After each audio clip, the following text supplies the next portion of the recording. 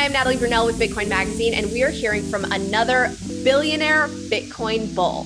Famed fund manager and billionaire investor Bill Miller revealed in a recent interview that he has 50% of his personal wealth on Bitcoin. I think the average investor should ask himself or herself, what do you have in your portfolio that has this kind of track record, number one, is very, very underpenetrated, can provide a service of insurance against financial catastrophe that no one else can provide, and can go up 10 times or 50 times? The answer is nothing. Now, if you're not familiar with Bill, his investment strategy is known for beating the market. He gained fame for beating the S&P 500 index for a record-breaking 15 years in a row from 1991 to 2005 as a fund manager at Legg Mason. He is so bullish on Bitcoin that he revealed in a video interview with WealthTrack that he has half his assets in Bitcoin and most of the other half in Amazon.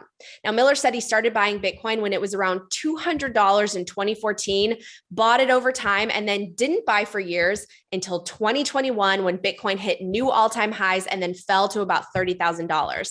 Now, he also has personally invested in companies tied closely to Bitcoin's price, like mining companies and Michael Saylor's MicroStrategy. Miller said he sees Bitcoin as digital gold with a limited supply that has developed into a game-changing technology and an insurance policy against big government.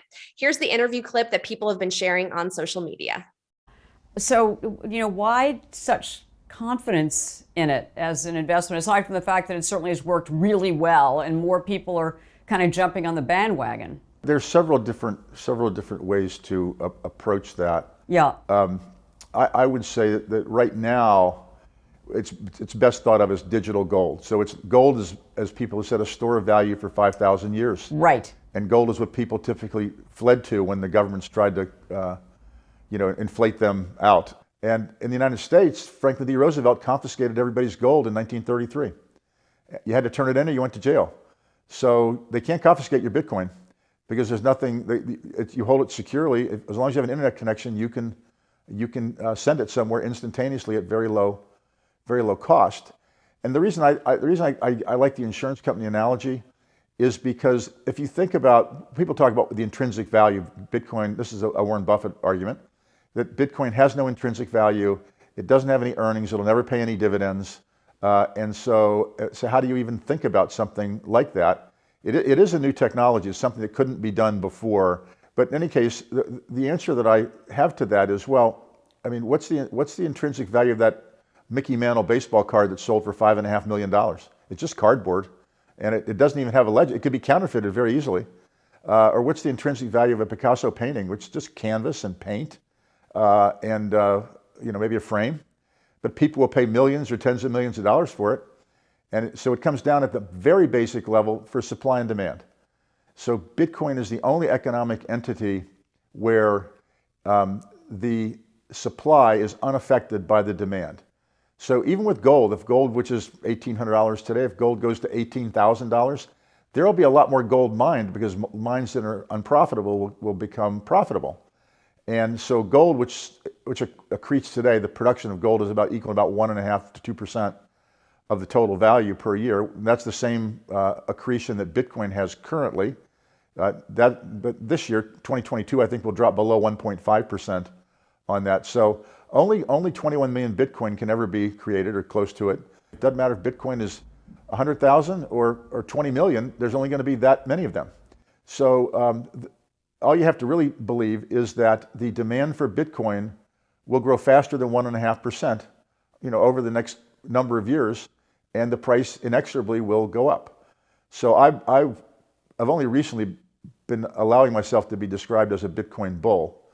I used to tell people, they say, oh, you're a Bitcoin bull, you own a lot of Bitcoin. I'm like, I do own a lot of it, but I'm actually a Bitcoin observer, and I'm observing its trajectory as a new technology and comparing it to the trajectories of things like the printing press, or the steam engine, or the railroads, or the automobile, or electricity, and it's following that very, not predictable, because it's not predictable certainly in the early days, a well understood path for the adoption of new technologies.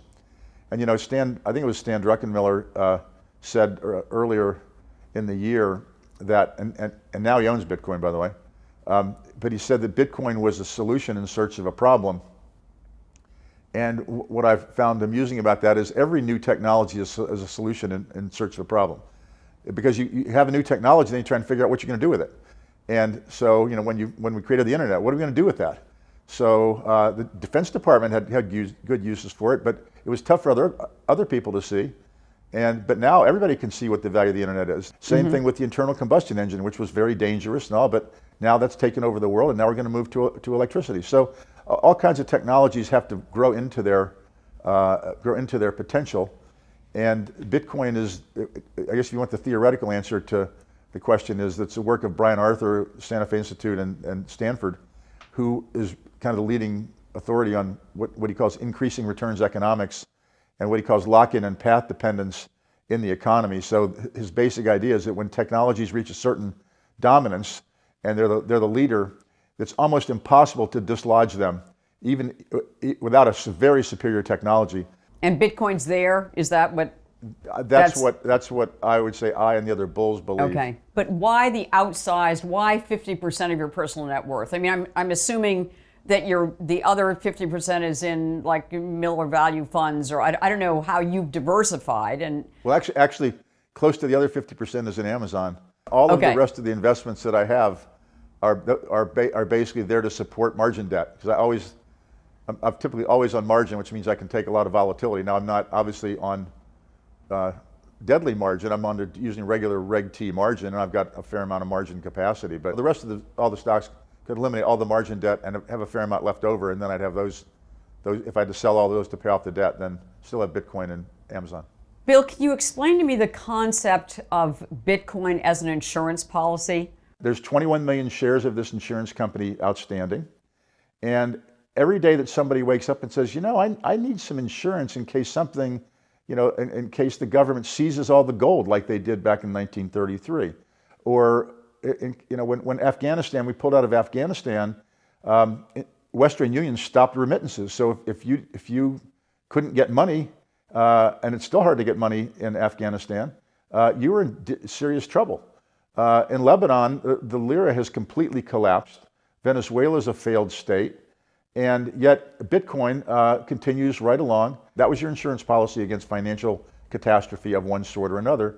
And what did the Fed do when the pandemic shut down all parts or threatened to shut down all parts of the economy? The financial markets came unglued, and the normal relationships between cash and bonds and securities, especially asset-backed securities, got blown apart. And the Fed had to increase the money supply by 25% to keep those things from collapsing as they did in 2008. Right. During that time, the Bitcoin network functioned perfectly.